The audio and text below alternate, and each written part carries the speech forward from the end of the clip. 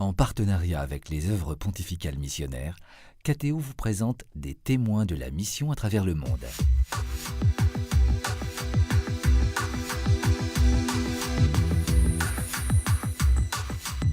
Ça part toujours d'un appel.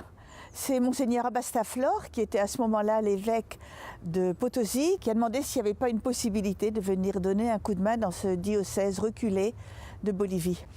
Et donc on a fait un appel. Est-ce qu'il y a des volontaires qui seraient prêts à aller dans ce climat difficile et cette grande pauvreté?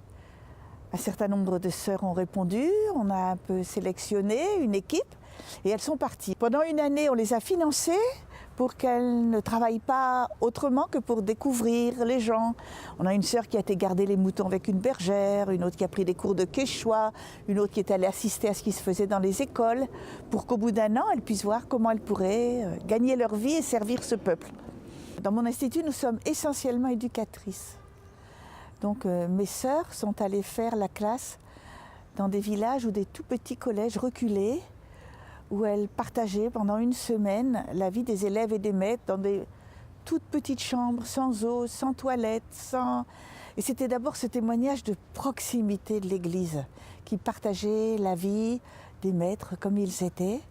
Donc la force, elle vient des catéchistes qui sont formés ou des visites qui sont faites par des sœurs, comme mes propres sœurs qui sont en Bolivie et qui vont passer une semaine dans différents villages pour aider les gens à réfléchir sur leur foi, aider les enseignants de l'école à aussi assurer l'éducation de la foi un peu des enfants dans l'école. La force de ce diocèse, elle est vraiment dans les croyants de ces petites communautés qui les prennent en charge.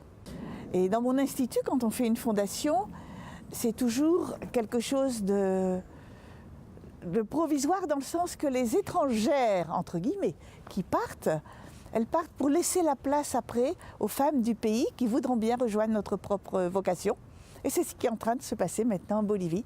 Nos sœurs boliviennes, un peu à la fois, vont prendre le relais et peut-être qu'on sera disponible pour répondre à un appel ailleurs. Alors la mission, il y a un appel, il y a des gens qui attendent de connaître le Christ. Et dans mon cœur, j'ai la passion du Christ. Pourquoi je ne partirai pas? Ça vaut le coup, bien sûr que ça vaut le coup. Alors en quoi? Parce que c'est un bonheur de faire connaître Jésus.